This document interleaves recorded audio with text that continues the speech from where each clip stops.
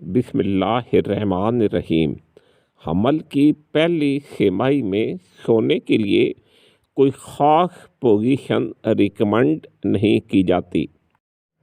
آپ کا یوٹرس اور بیبی وقت کے ساتھ بڑے ہوتے رہتے ہیں اور دوسری چھماہی سے آپ کا پیٹ بڑھنا شروع ہو جاتا ہے۔ جب آپ پیٹھ کے بل سوتے ہیں تو آپ کی یوٹرس اور بیبی کا وزن آپ کی بڑی خون کی شریانوں پر دباؤ ڈالتا ہے۔ اس دباؤ کی وجہ سے ان شریانوں میں خون کا بہاؤ کم ہو جاتا ہے۔ ان شریانوں کو ریڈ ایرو کے ذریعے دکھایا گیا ہے اور آپ دیکھ سکتے ہیں کہ یہ شریانیں پریشر کی وجہ سے پچکی ہوئی ہیں۔ اس پریشر کی وجہ سے آپ کے بچے اور یوٹرس دونوں کو خون کی سپلائی کم ہو سکتی ہے۔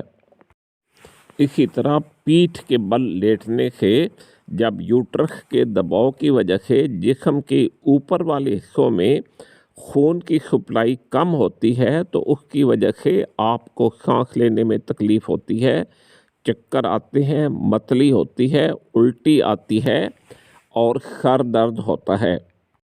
اس کنڈیشن کو سوپائن ہائپوٹینشن سنڈروم بھی کہتے ہیں۔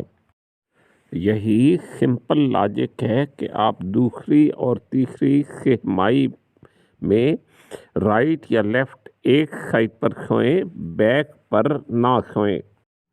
آپ رائٹ سائڈ پر سوئیں یا لیفٹ سائڈ پر سوئیں، دونوں برابر ہیں۔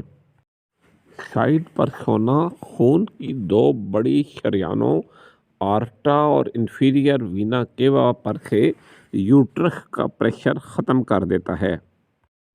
سائڈ پر سونے سے آپ کو اور آپ کے بچے کو اچھی بلڈ سپلائی ملتی ہے جو آپ دونوں کے لیے فائدہ مند ہے۔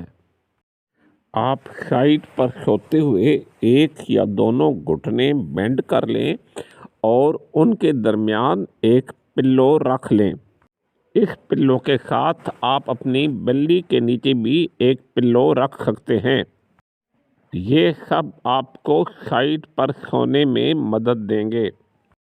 بازار میں اچھی کوالٹی کے میٹرنٹی پلوز کی بہت ساری ورائٹی موجود ہے۔ یہ پلوز آپ کو پریگننسی کے دوران سائڈ پر سونے میں مدد کریں گے۔ اس ویڈیو کا مقصد یہ ایکسپلین کرنا تھا کہ دوسرے اور تیسرے ٹرائمیسٹر میں سائڈ پر سونا بہتر ہوتا ہے۔ آپ رائٹ یا لیفٹ جس سائڈ پر آپ کی مرضی ہے سو سکتے ہیں۔ یہ آپ کے لیے اور آپ کے بچے دونوں کے لیے فائدہ مند ہوگا۔ Wishing you a very happy pregnancy. میرا channel your health Urdu subscribe کریں۔ اس میں آپ کو پریگننسی اور جنرل ہیلتھ کے بارے میں معلوماتی ویڈیوز ملیں گی۔